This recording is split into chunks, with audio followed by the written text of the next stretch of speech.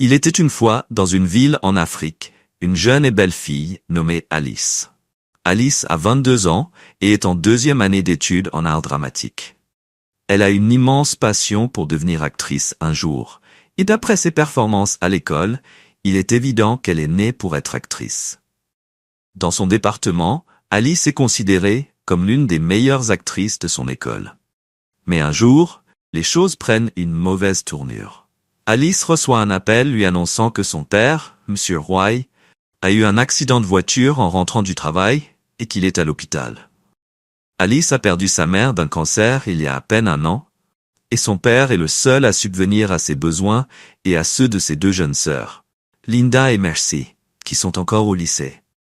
Elle se précipite à l'hôpital pour voir son père, et le médecin lui annonce que son père est dans le coma, mais que son cerveau est encore actif, donc il y a des chances qu'il se réveille bientôt. Il est sous oxygène pour l'aider à respirer correctement. Ce n'était pas une grande nouvelle pour Alice et ses sœurs, mais un peu d'espoir vaut mieux que pas d'espoir du tout.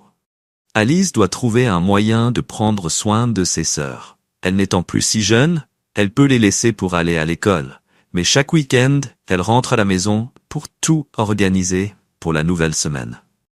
À cause de la situation, Alice a du mal à se concentrer à l'école, vérifiant toujours son téléphone pour voir si elle n'a pas manqué un appel de l'hôpital qui annoncerait que son père est réveillé. Mais cet appel ne vient jamais.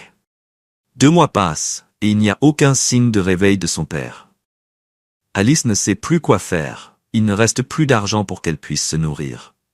Elle sait qu'elle doit faire quelque chose, ou trouver un plan, sinon elle pourrait devoir abandonner l'école, tout comme ses sœurs. L'université prévoit de célébrer leur journée culturelle, et le département de théâtre doit présenter une pièce ce jour-là. Alice est sélectionnée pour participer, mais pendant les répétitions, il est évident que son esprit est ailleurs, et elle est priée de prendre du recul pour se ressaisir. Son amie Jane vient la voir après les répétitions.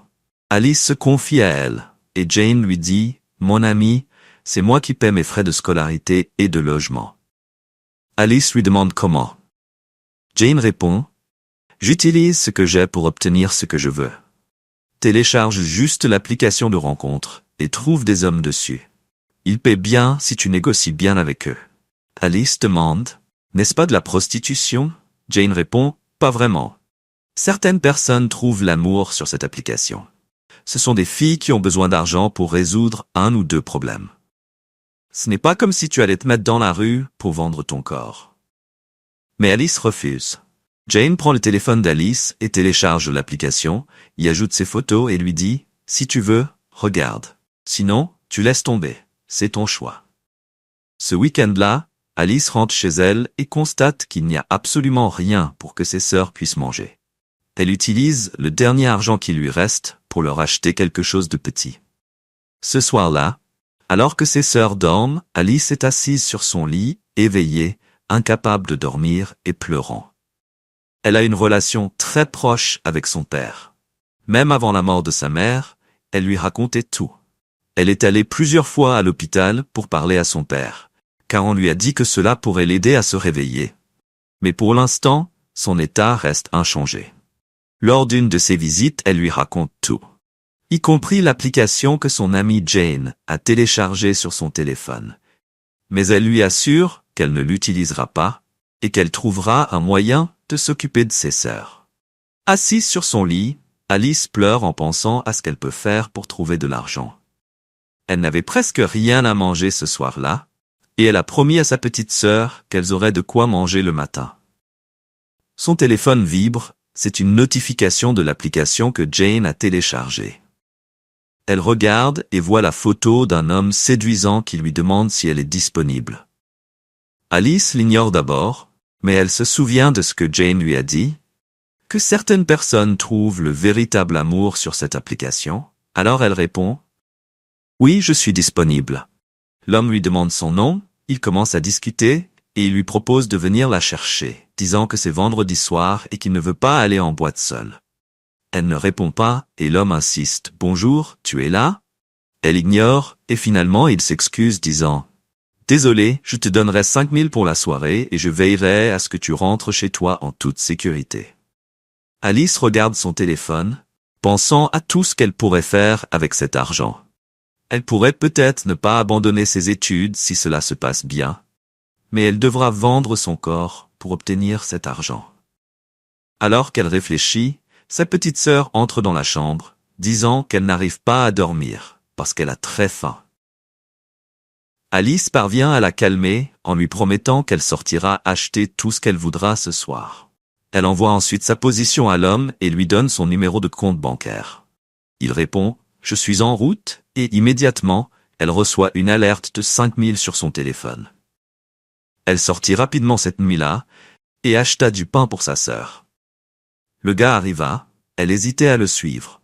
Mais après qu'il soit descendu de la voiture pour se présenter et lui montrer son visage, il se présenta sous le nom de Luc.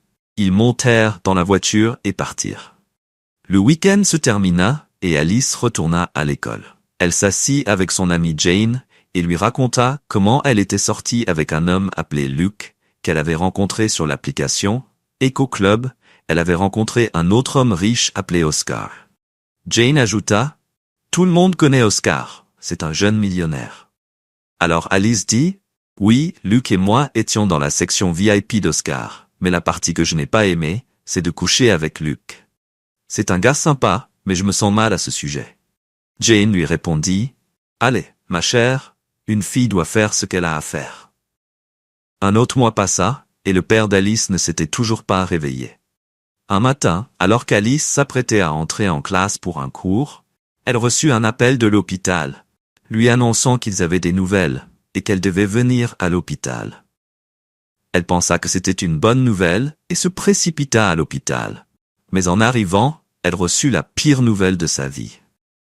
Le médecin lui dit que la société pour laquelle son père travaillait n'était plus disposée à payer ses frais médicaux et que si elle ne pouvait pas couvrir les coûts pour maintenir son père en soins intensifs, il pourrait être contraint de le débrancher et de le laisser partir.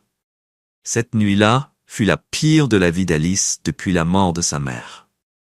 Elle et ses sœurs pleurèrent toute la nuit.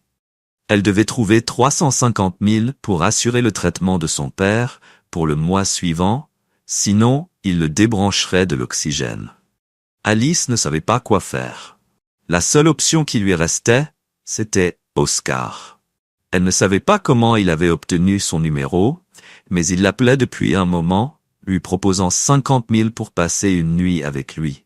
À mesure que le jour fatidique approchait, le médecin lui rappela qu'elle devait effectuer un paiement de 100 000. Et elle promit d'apporter l'argent plus tard dans la journée.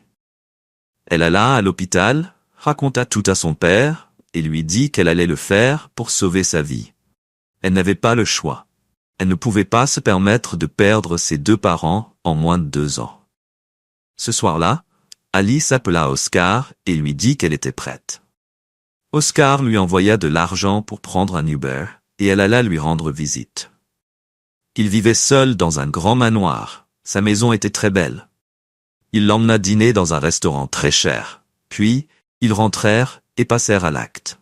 Oscar lui donna 50 000 en espèces. Alors qu'elle se préparait à partir, Oscar lui demanda « Veux-tu gagner 150 000 supplémentaires cette nuit?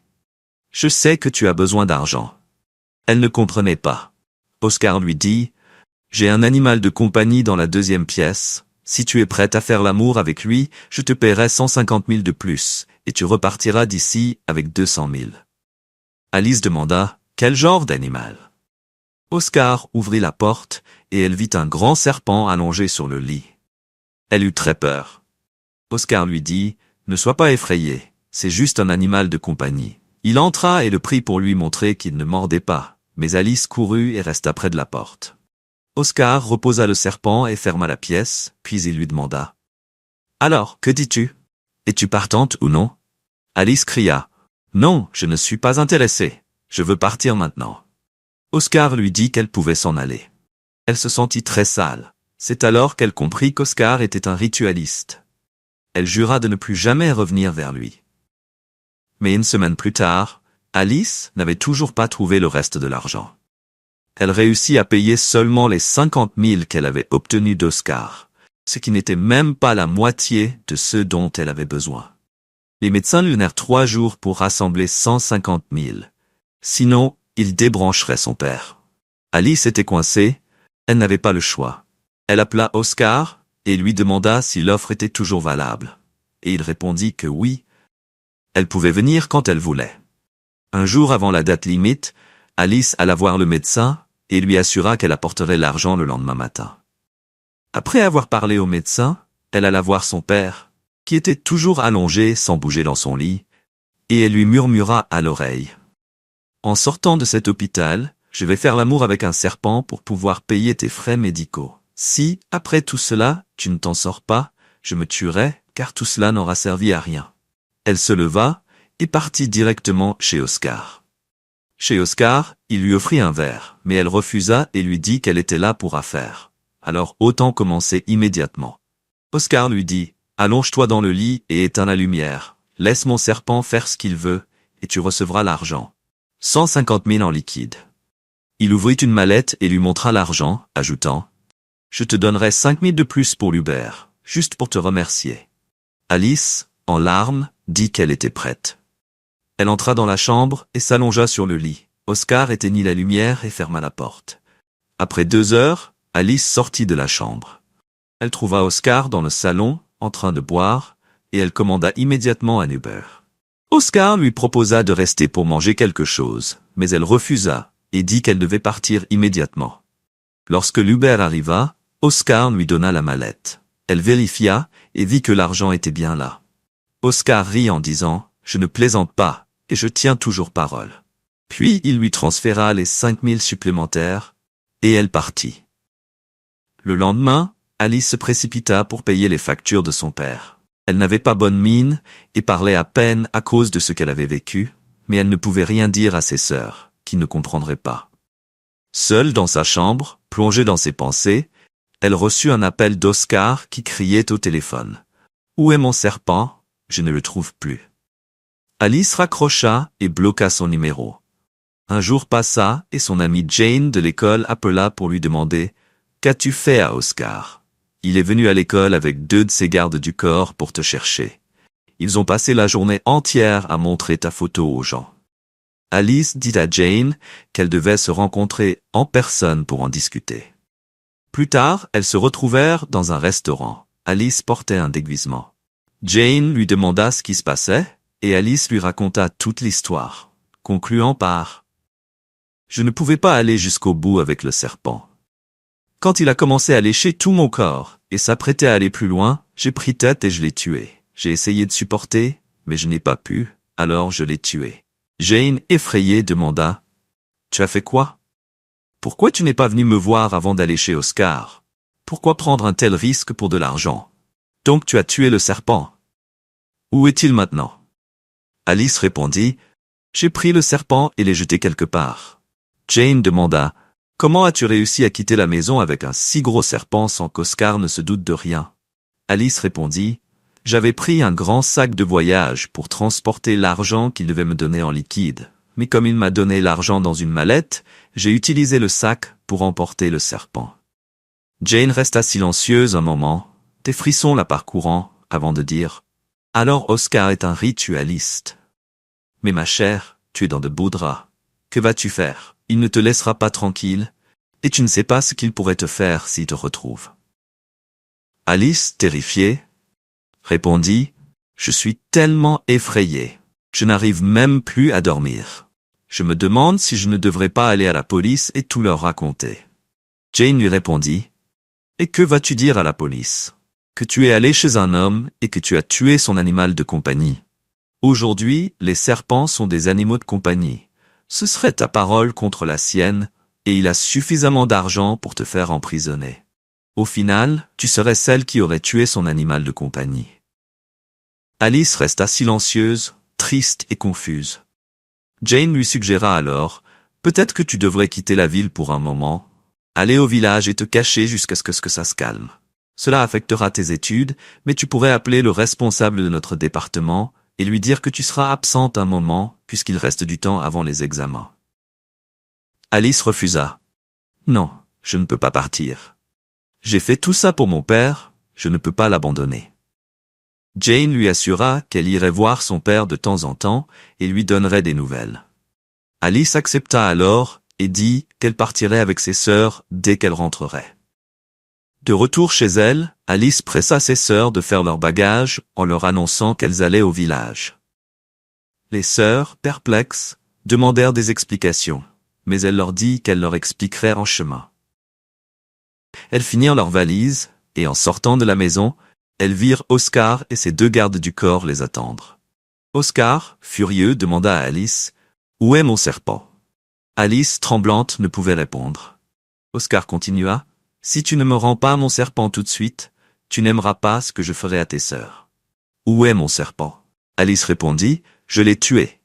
Je n'ai pas pu aller jusqu'au bout, alors je l'ai tué. » Oscar cria « Quoi? Sais-tu qui je suis? As-tu la moindre idée de qui tu affrontes ?» Oscar sortit une vieille chaîne traditionnelle, la brandissant vers elle. Immédiatement, Alice se transforma en chèvre sous les yeux de ses sœurs. Oscar leur dit « Ramenez-la à votre famille. Quand ils me rendront mon serpent, je lèverai la malédiction. » Puis il monta dans sa voiture avec ses gardes et partit. Les sœurs, Marie et Linda, restèrent là en larmes et confuses. Alors qu'elles pleuraient, le téléphone d'Alice sonna. Linda, l'aînée, prit l'appel. C'était l'hôpital. Le médecin leur annonçait que leur père s'était réveillé. Elles se précipitèrent à l'hôpital, et en voyant leur père, il leur demanda « Où est Alice ?» Elles ne purent répondre et éclatèrent en sanglots. Leur père roi demanda « Est-ce qu'elle est toujours vivante ?» Elles répondirent « Oui, mais elle a été transformée en chèvre par un homme il y a seulement quelques minutes. » Leur père demanda « Où est-elle maintenant ?» Elles répondirent qu'elle était dans le salon. Le père dit « Ne vous inquiétez pas. Je vais arranger les choses. Je connais toute l'histoire. Je me souviens de tout. Nous allons aller au fond des choses. Dites-moi, est-ce que vous aimez l'histoire? Si oui, dites-moi quelle leçon vous avez retenue. J'aimerais vraiment entendre vos commentaires dans la section des commentaires ci-dessous. Et n'oubliez pas de soutenir cette chaîne. Abonnez-vous, aimez la vidéo, commentez, même un mot pourrait signifier beaucoup.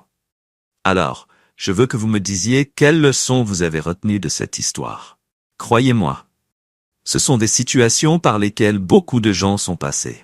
Je suis sûr que certains d'entre vous, en regardant cette histoire, ont déjà traversé ce genre de situation. Donc j'aimerais entendre votre expérience, comment vous avez affronté la situation. Le père d'Alice, Monsieur Roy, entendit la voix d'Alice crier et appeler à l'aide. Il courut vers la voix jusqu'à arriver à une fosse d'où provenait le cri. Il regarda et vit Alice suspendue, prête à tomber dans une fosse, s'accrochant à peine et criant à l'aide. Il attrapa rapidement sa main et tenta de la tirer vers lui. Oscar apparut derrière Monsieur Roy et commença à le frapper avec un bâton. Il ne pouvait pas se défendre, car s'il lâchait prise pour se défendre, elle tomberait dans la fosse et mourrait. Il la tenait aussi fermement qu'il pouvait, tandis qu'Oscar continuait à le frapper avec un bâton en criant « Où est mon serpent? Rends-moi mon serpent !» Ses mains commençant à lâcher prise légèrement de l'étreinte sur Alice, Monsieur White se réveilla de ce cauchemar. Il se redressa dans son lit, inquiet. Il était tard dans la nuit, et cela faisait 3 jours qu'il était rentré de l'hôpital. Il ne s'était pas encore complètement remis, mais il avait déjà commencé à prendre des mesures pour aller retrouver Oscar et trouver un moyen de rendre Alice à son état normal. Mais d'abord, il avait besoin d'argent. Le père du garçon qui avait causé l'accident qui avait failli lui coûter la vie était un politicien bien connu, et cet homme lui avait signé un chèque de 5 millions qui serait encaissé dans 5 jours. Il avait donc 2 jours avant que le chèque soit encaissé. En plus, il lui avait donné une voiture neuve pour acheter son silence, afin que M. White ne dévoile pas que le fils du politicien était sous l'emprise de drogue, ce qui avait conduit à l'accident. 2 jours passèrent rapidement, et M. White obtint tout l'argent dont il avait besoin. Il se rendit directement à l'école d'Alice pour voir Jane, la meilleure amie d'Alice. Il rencontra Jane, qui fut choquée de le voir. Elle lui expliqua tout ce qu'elle savait au sujet d'Oscar, et comment le retrouver. M. Roy alla au club à 2 reprises pour retrouver Oscar, mais il ne se montra pas dans aucun des clubs. Les gens affirmaient qu'ils ne l'avaient pas vu depuis des jours, ce qui n'était pas habituel pour lui. Monsieur Y n'eut donc d'autre choix que d'appeler Oscar depuis le téléphone d'Alice. Il répondit à l'appel et accepta de le rencontrer. Il envoya une adresse, et ils se rencontrèrent en terrain neutre. Oscar était là avec ses gardes du corps. Monsieur Y le supplia de rendre sa fille, affirmant qu'il lui rembourserait tout l'argent qu'elle lui avait pris. Oscar répondit, « Monsieur, vous n'avez aucune idée de ce que votre fille m'a coûté. Je ne veux pas d'argent, je veux mon serpent. Si vous pouvez me ramener mon serpent, je rendrai volontiers Alice. Sinon, elle restera une chèvre pour le reste de sa vie. » Monsieur Y répondit, « Mais j'ai entendu dire qu'elle avait tué un serpent. Alors, comment pourrait-on ramener un serpent mort? Comment pourrait-elle retrouver ce serpent alors qu'elle est transformée en chèvre? » Oscar répondit, « Elle n'est pas sourde. Dites-lui de vous conduire là où elle a gardé mon serpent. Qu'il soit mort ou vivant, j'ai besoin de le récupérer, sinon elle restera une chèvre pour le reste de sa vie. » Monsieur Y perdit son calme et dit, « Tu n'as aucune idée de qui je suis, petit. Je ferai revenir ma fille dans son état normal avec ou sans toi. Et s'il faut que quelqu'un meure pour que cela arrive, alors l'un de nous ne respirera plus. Je ne vais pas regarder ma fille souffrir à cause de moi. De la même manière qu'elle ferait tout pour moi, je ferai tout pour elle. Je reviendrai, et tu n'aimeras pas ça. » Oscar se mit à rire et dit, « Tu as seulement 3 jours pour ramener mon serpent, sinon je n'en aurai plus besoin, et voyons ce que tu peux faire. Juste 3 jours. » Monsieur Y monta dans sa voiture et partit.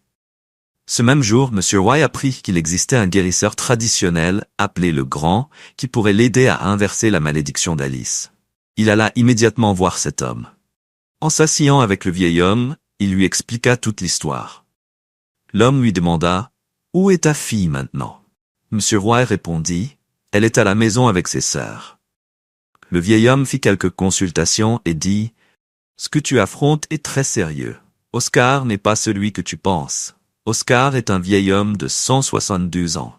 Il a tué toute sa famille et a conclu un pacte avec un autel maléfique pour ne jamais vieillir ni mourir. Ce serpent que ta fille a tué n'est pas la source de sa richesse. Oscar est un rituel. Mais il n'a pas fait de rituel d'argent. L'argent qu'il possède est légitime. C'est pourquoi la police ne peut pas l'arrêter. Ils connaissent la source de sa richesse, il est dans le commerce des forêts, et en raison de son âge, il n'a besoin de faire qu'une transaction par jour pour gagner des milliards. Les rituels qu'Oscar a effectués sont pour sa préservation personnelle, afin qu'il puisse vivre éternellement et ne jamais mourir. Ce serpent est une source de jeunesse renouvelée. Le serpent a avalé une bague, et cette bague est la raison pour laquelle Oscar est encore en vie et jeune. Chaque fois que ce serpent dort avec une fille, il prend tous ses ovules, qui sont ses bébés non-nés, et emporte également son utérus, rendant la fille incapable d'avoir des enfants pour le reste de sa vie. Ensuite, le serpent transfère spirituellement ses ovules de l'utérus de la fille pour renouveler la jeunesse d'Oscar. C'est pourquoi il ne vieillit pas. Il utilise ses ovules pour se rajeunir, ce qui explique pourquoi il n'a personne de proche ni de membre de la famille, car il pourrait révéler son secret. Certaines des filles qui couchent avec le serpent finissent par mourir mystérieusement après quelques années. Elles commencent à saigner de manière incontrôlable, puis elles meurent. Comme cela fait des années, personne ne peut relier cela à Oscar. Sans cette bague, Oscar ne pourra pas renouveler sa jeunesse, et il pourrait vieillir du jour au lendemain. C'est pourquoi il cherche désespérément cette bague, mais il ne peut pas te dire tout cela. C'est pour cela qu'il veut le serpent, mort ou vivant. Monsieur Roy était sans voix et confus. Puis il dit, « Cela signifie que s'il obtient le serpent, il pourrait récupérer la bague et la transférer dans un autre serpent pour continuer sa cruauté. » Le grand sage répondit, « Tu as raison, mon fils. » Alors Monsieur Roy demanda, « Que dois-je faire maintenant ?» Oscar m'a donné 3 jours et il a dit qu'après 3 jours, il n'aurait plus besoin du serpent. Que cela signifie-t-il? Le grand sage consulta à nouveau et après un moment, il dit, « Mon fils, Oscar a déjà obtenu un autre serpent. Il y aura une pleine lune dans 4 jours. Il va sacrifier l'une de ses jambes pour utiliser son propre sang afin de rappeler la bague où qu'elle soit. La bague disparaîtra du ventre du serpent mort et apparaîtra dans sa maison. Mais en faisant cela, Une de ses jambes sera paralysée pour toujours. Ensuite, il replacera la bague dans son nouveau serpent et continuera ses actes.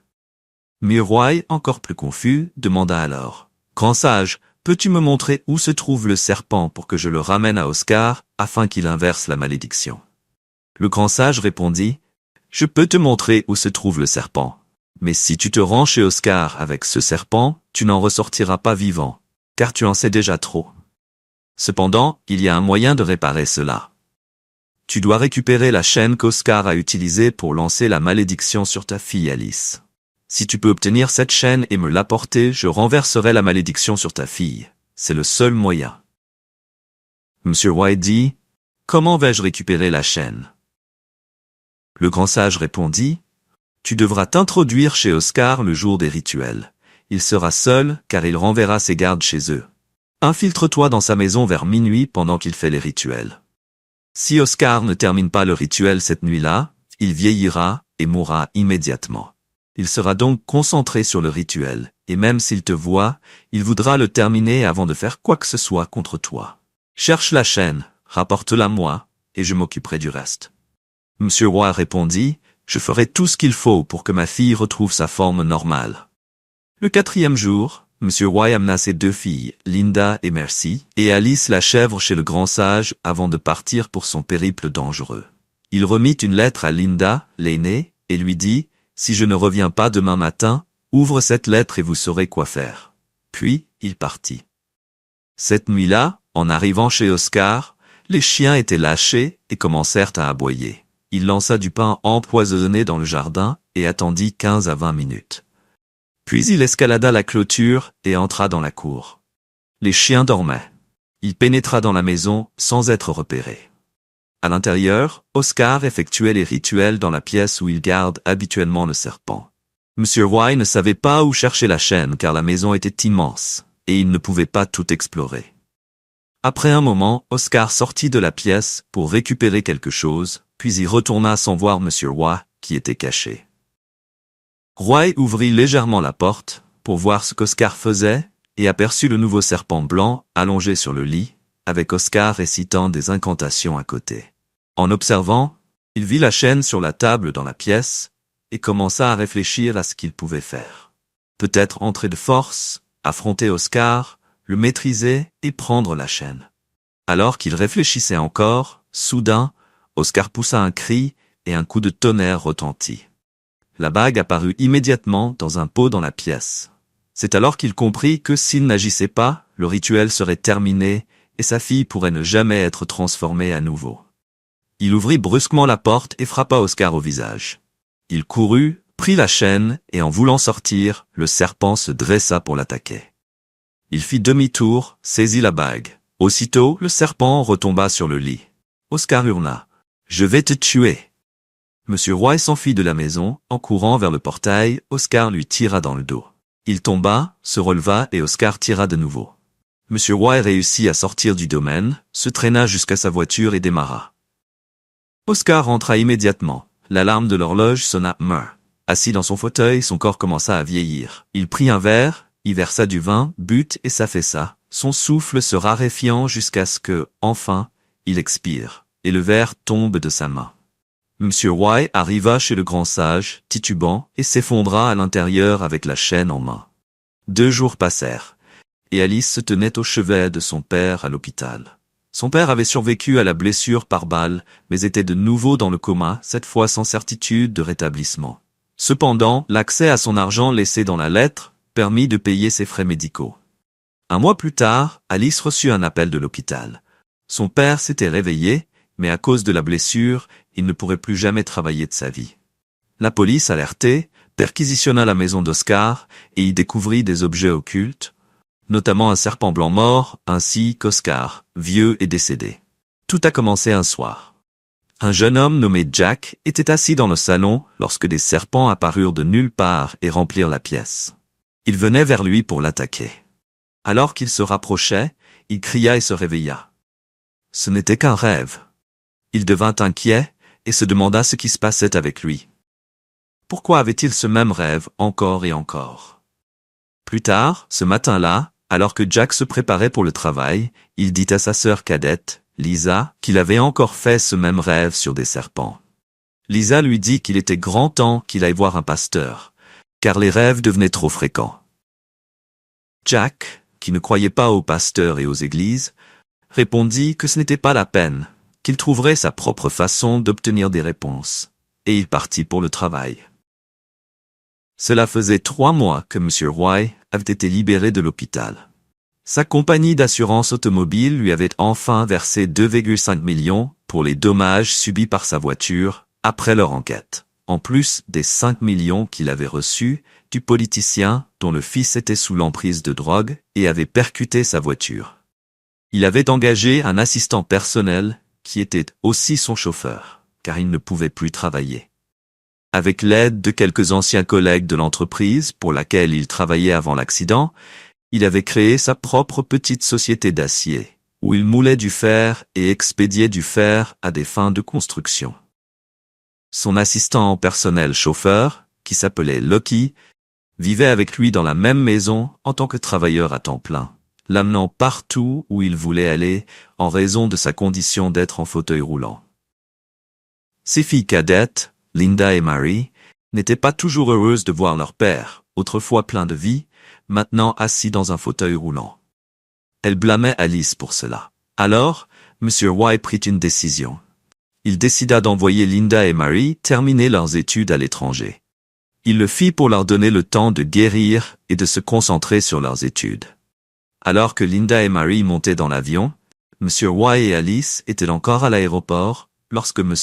Roy reçut un appel du grand.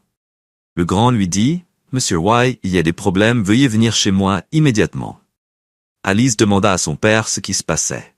Il répondit, « Rien, ça va. » M. Roy déposa Alice à l'école et se dirigea directement chez le grand. Lorsqu'il arriva, le grand n'avait pas l'air si grand, il avait l'air très effrayé. Il demanda à M. Roy s'il avait fait des cauchemars au sujet du serpent blanc.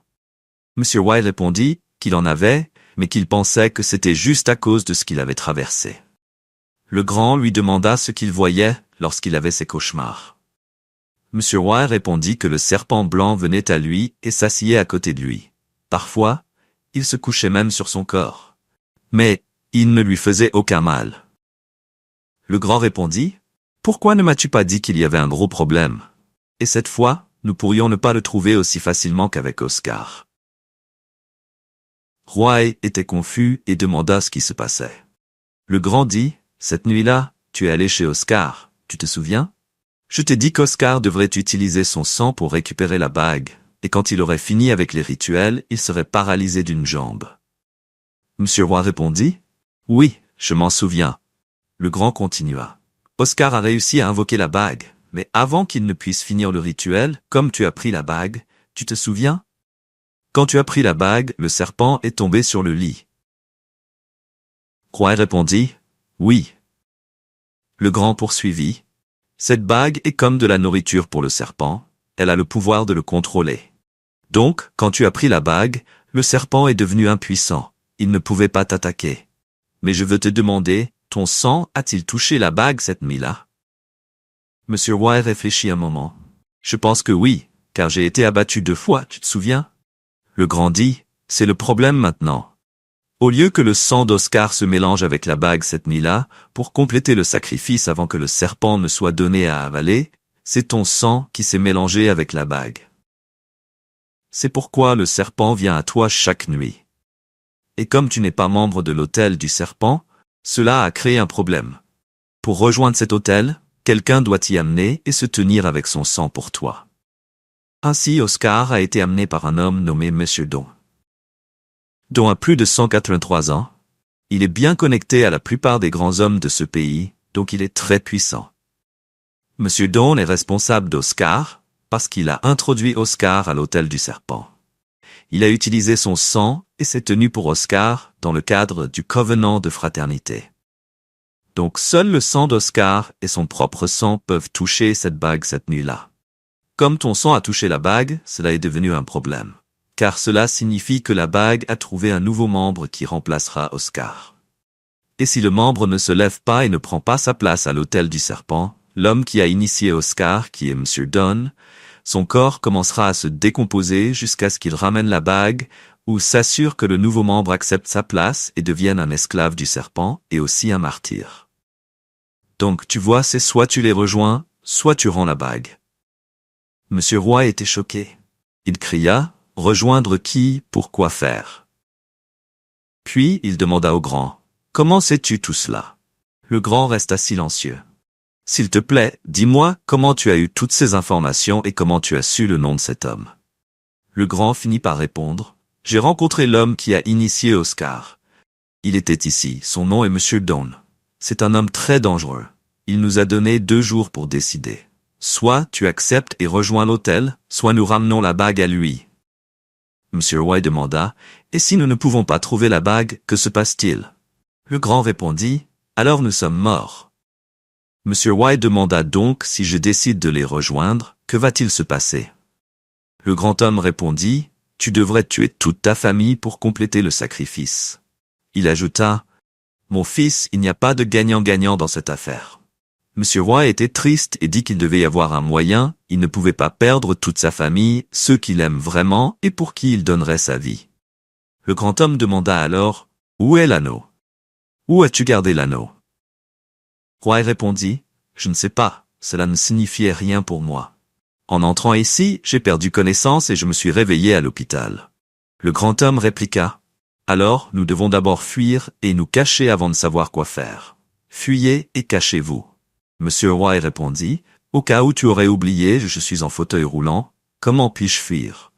Monsieur Roy dit, « Donc tu ne peux rien faire à ce sujet. » Le grand homme dit, « Je peux, mais j'ai besoin de temps pour en savoir plus, mais nous n'avons pas de temps, nous avons besoin de l'anneau. » Monsieur Roy réfléchit une seconde et dit, « Alex, je dois appeler Alice. » Il sortit son téléphone et appela Alice, lui demandant si elle allait bien. Elle répondit que oui. Il lui dit de rester à l'école. Il viendrait la chercher. Puis il lui demanda, « As-tu vu un anneau dans la voiture quand je suis revenu de chez Oscar ?» Alice répondit non, elle ne l'avait pas vu. Elle avait seulement pris la voiture au lavage. Quand le grand homme lui a rendu son apparence humaine, elle a demandé à un ami qu'elle connaît au lavage de voiture de laver la voiture discrètement à cause du sang. Monsieur Roy demanda quel était le nom de la personne qui avait lavé la voiture, et Alice répondit « Jack, c'était Jack au lavage de voiture habituel. » Il raccrocha et dit au grand homme « Je dois y aller maintenant. Je te verrai demain. Laisse-moi aller chercher l'anneau. » Il appela Lucky, son chauffeur, et Lucky le ramena à sa voiture au lavage. Il demanda Jack, et ils lui dirent que Jack avait appelé malade et qu'il n'était pas venu travailler. Il se rendit donc chez Jack et trouva la sœur de Jack. Elle lui raconta toute l'histoire de comment Jack avait vu des serpents, que Jack avait été battu par un serpent dans le rêve, mais l'hôpital avait dit qu'il n'y avait rien de mal avec lui. Elle l'emmena chez son pasteur. Jack est à l'église. Monsieur Roy lui dit de l'emmener à l'église. Pendant qu'il parlait, son téléphone sonna. C'était Alice. Il prit l'appel et entendit la voix d'un homme. L'homme dit, « Je m'appelle Don. Je suis sûr que tu sais ce que je veux. J'ai ta fille Alice. J'ai besoin de cet anneau, sinon elle va mourir. Tu as une date limite pour m'apporter l'anneau. Je te texterai l'emplacement. Appelle-moi quand tu l'auras. » Et il raccrocha. Roy était choqué et confus en même temps. Il était de retour à la case départ, perdant à nouveau Alice. Il appela le grand homme, mais il ne répondit pas. Alors il se rendit à l'église avec Lisa, la sœur de Jack. En arrivant, Lucky, son chauffeur, l'attendait dans la voiture. Monsieur Roy et Lisa entrèrent pour voir le pasteur qui se présenta comme le pasteur John. Il les conduisit là où Jack se reposait. Jack se sentait beaucoup mieux. Il s'excusa auprès de Monsieur Roy d'avoir pris l'anneau. Il dit qu'il avait vu l'anneau dans la voiture quand Alice avait apporté la voiture pour qu'il la lave et qu'il l'avait pris, que l'anneau était chez lui. Le pasteur intervint et dit que l'anneau est la raison pour laquelle Jack avait vu des serpents, que cet anneau était diabolique et qu'il devait le détruire. Monsieur Roy répondit non, il veut juste l'anneau. C'est tout. Alors Jack dit à sa sœur Lisa, où il avait caché l'anneau dans la maison. Alors que Lisa et Monsieur Roy s'apprêtaient à partir pour retourner chez Jack chercher l'anneau, le pasteur appela Monsieur Roy dans son bureau seul et lui dit « Mon frère, ta vie est en grand danger. Si tu pars avec cet anneau, tu pourrais ne pas revenir vivant. Monsieur Roy répondit, je n'ai pas d'option en ce moment. Le pasteur dit, je peux t'aider. Dieu peut t'aider, mais tu dois croire que tout est possible avec Dieu. Monsieur Roy dit, pasteur, je n'ai pas le temps. Je dois juste trouver un moyen de sauver la vie de ma fille, et il partit avec Lisa. Ils arrivèrent chez Jack, et Lisa remit l'anneau à Monsieur Roy. Il appela à nouveau le numéro du grand homme, mais il ne répondit pas. Alors qu'il s'apprêtait à partir, Lisa lui dit, Monsieur, je suis désolé, mon frère a pris l'anneau, mais je veux te dire que le pasteur John peut t'aider. Monsieur Roy dit, j'ai déjà quelqu'un pour m'aider. Puis il partit, se dirigeant directement vers la maison du grand homme. En arrivant chez le grand homme, il était déjà tard. La nuit, Lucky conduisit Monsieur Roy à la maison. Ils trouvèrent le grand, allongé sur sa chaise, ayant été poignardé à plusieurs reprises au ventre. Tout le lieu avait été saccagé. Le grand réussit à prononcer quelques mots. Il dit de ne pas revenir ici avec ses hommes, de ne pas apporter la bague à Dawn, car il ne fera pas de quartier pour vous et Alice. Il ajouta qu'il fallait trouver un moyen de sauver Alice, mais qu'il fallait brûler la bague dans le feu pour la faire fondre. C'était le seul moyen de vaincre M. Dawn, sinon vous et Alice ne survivrez pas. Puis il mourut. M. Roy était confus. Il cria de colère, « Comment mettre fin à cette chose une bonne fois pour toutes ?» Alors que Lucky le reconduisait à la voiture, Lucky lui dit, « Monsieur, je sais que ce n'est pas à moi de donner des conseils, mais je connais le pasteur John. Il peut vous aider, s'il vous plaît, monsieur, retournons le voir. » Ils retournèrent à l'église cette nuit-là, et le pasteur John dit à Monsieur Roy qu'il ne pouvait pas partir cette nuit-là, qu'il prierait et chercherait la face de Dieu. Mais le lendemain, ils iraient. Comme Dawn désirait désespérément la bague à cause de son corps qui se décomposait, Monsieur Roy devait suggérer un lieu de rendez-vous. Monsieur Roy proposa sa nouvelle entreprise. « J'ai le genre de feu qui fera fondre la bague là-bas. Nous pourrons l'utiliser demain soir pour rencontrer Dawn. Je connais cet endroit par cœur. » Ils convinrent de cela. Le lendemain matin, Dawn appela Monsieur Roy et lui dit que c'était le dernier jour. Roy répondit qu'il avait la bague et qu'il était prêt à l'échanger contre sa fille Alice. Mais ils devaient se rencontrer à son emplacement. Dawn demanda le lieu et l'heure, et Monsieur Roy répondit qu'il lui enverrait l'emplacement, mais qu'ils se rencontreraient à 20h ce soir pour l'échange. Dawn resta silencieux un moment, puis dit, « Monsieur Roy, même si vous venez avec tous les policiers de ce pays, si je n'obtiens pas ma bague, je mettrai fin à la vie d'Alice, et aucun homme sur terre ne peut me toucher. » Il raccrocha. Plus tard dans la matinée, Lucky, le chauffeur de Monsieur Roy, conduisit Monsieur Roy et le pasteur John à l'entreprise pour qu'ils puissent inspecter l'endroit et planifier comment réussir sans perdre de vie. Lucky, le chauffeur de Monsieur Roy, faisait maintenant partie du plan, puisqu'il savait tout et avait juré à Monsieur Roy qu'il ferait de son mieux pour l'aider à récupérer sa fille. En arrivant à l'entreprise, Monsieur Roy montra au pasteur John tout l'endroit et ils firent leur plan, tandis que les ouvriers étaient occupés à travailler et n'avaient aucune idée de ce qui se passait. Plus tard dans la nuit, Lucky conduisit Mumfo et le pasteur John à l'entreprise, et ils garèrent la voiture à l'arrière de celle-ci. Il alluma les machines qui fondaient les métaux et les garda en marche jusqu'à ce qu'elles deviennent très chaudes et prêtes à faire fondre n'importe quel métal qui y serait introduit. Après un moment, une voiture noire arriva à la porte de l'entreprise. La voiture se gara à l'intérieur de l'entreprise. Alice sortit et se tenait avec le chauffeur de la voiture qui ressemblait à un garde du corps. Dawn descendit et entra seul. Il était venu avec juste Alice et un de ses gardes du corps qui se tenait à côté d'Alice devant leur voiture. En marchant, Monsieur Roy était dans son fauteuil roulant et le pasteur John se tenait avec lui alors que Dawn entrait et les voyait. Il regarda le pasteur John et dit « Qui es-tu et pourquoi es-tu ici? Je n'ai pas d'affaire avec toi ou avec des gens comme toi, s'il te plaît, peux-tu partir maintenant ?» Monsieur Roy demanda « Que veux-tu dire? C'est mon chauffeur. » Dawn rit et dit « J'ai plus de 183 ans, je ne suis pas un garçon et je ne suis pas un homme ordinaire. Pourquoi amènes-tu un pasteur ici? Quel rapport a-t-il avec cela? C'est parce que ton grand homme est mort. Eh bien, je ne veux pas de lui ici, il doit partir, ou ta fille mourra. » Le pasteur John intervint. « Homme maléfique, esprit des ténèbres, je t'ordonne de te taire maintenant, au nom de Jésus. Don recula de peur, se tourna vers Monsieur Roy et dit, « Je vois que tu ne veux pas que ta fille soit en vie. Donne-moi ma bague, et nous mettrons fin à cela maintenant. Si je donne un ordre, ta fille est morte. Donne-moi ce qui m'appartient, laisse-moi partir en paix et retourner à l'étranger, et tu ne me reverras plus. » Monsieur Roy répondit, « Libère Alice rapidement et tu auras ta bague. » Les yeux de Don commencèrent à changer, devenant très rouges, sa voix changea et il cria, « Donne-moi ma bague maintenant, immédiatement. » Un gros serpent noir apparut à côté de Don, essayant d'attaquer Monsieur Roy et le pasteur John, mais pour une raison quelconque, il ne pouvait pas avancer pour les frapper. Le pasteur John continua à prier d'une voix très forte. Lucky apparut derrière la voiture de Don avec une pelle. Il se glissa derrière Alice et le garde du corps et frappa le garde du corps avec la pelle qui tomba et s'évanouit. Puis, il prit Alice et l'emmena en sécurité, en criant « Alice, tu es en sécurité !» Le pasteur John jeta rapidement la bague dans le feu.